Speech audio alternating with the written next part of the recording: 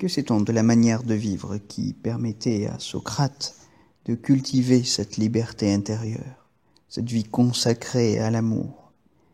Que sait-on de la manière dont il poursuivait l'initiation qui lui avait été donnée par Diotime de Mantinée? Que sait-on de la manière qu'il avait de s'ouvrir pour entendre, écouter les signes divins, ce qu'il appelait son daimon? C'est la question à laquelle il faut maintenant essayer d'apporter quelques éléments de clarification ou de réflexion. Je crois que d'abord, Socrate s'est ouvert à cette initiation en retournant paradoxalement la raison contre elle-même. Socrate n'est pas ce rationaliste que Nietzsche nous décrit, ce rationaliste moribond. Socrate a plutôt retourné la raison contre elle-même par la pratique du questionnement, lequel aboutissait toujours, comme on le voit dans les dialogues de Platon, le Platon de la jeunesse, le Platon des dialogues aporétiques. On voit que cette pratique du questionnement aboutit toujours à de telles contradictions que nous sommes conduits, que nous débouchons à chaque fois sur ce qu'on appelle une aporie, c'est-à-dire une question sans réponse, une question qui nous force à suspendre notre jugement. Et ça, c'est ce que nous ressassent la plupart des spécialistes ou des commentateurs. Donc ce n'est pas une nouveauté.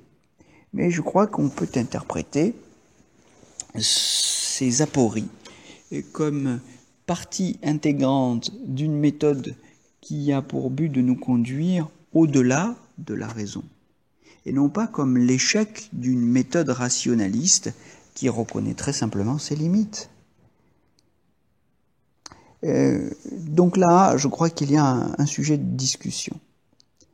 D'autre part,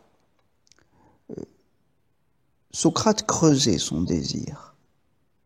Dans le banquet, Socrate, on le voit, justement, quand il fait référence à Diotime de Mantinée, définit le désir comme un manque structurel, un manque essentiel, un manque infini, j'ai envie de dire, impossible à combler.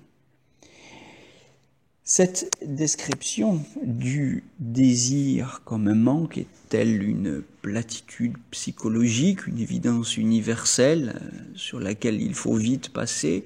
Je crois que c'est plutôt une consigne de pratique.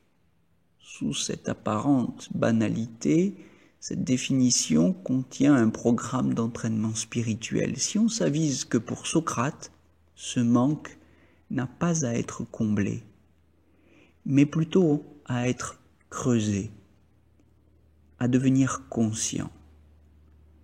Satisfaire le désir mène au plaisir et à la vie de plaisir, c'est bien connu, et c'est superficiel, car le désir est un tonneau des Danaïdes.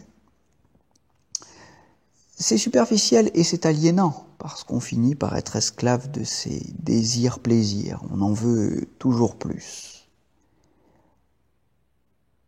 Au contraire, un renoncement volontaire, progressif, un renoncement raisonnable est, je crois, ce qui mène Socrate au bonheur, à cette joie sans objet, qu'on peut appeler Ézéchia, apatheia, ataraxia. Il y a beaucoup de mots en grec pour désigner cette tranquillité, cette paix intérieure que vise le philosophe. Donc, pas un renoncement extrême, pas d'ascétisme forcé chez Socrate, mais en tout cas une éloge de la sobriété, ça c'est certain.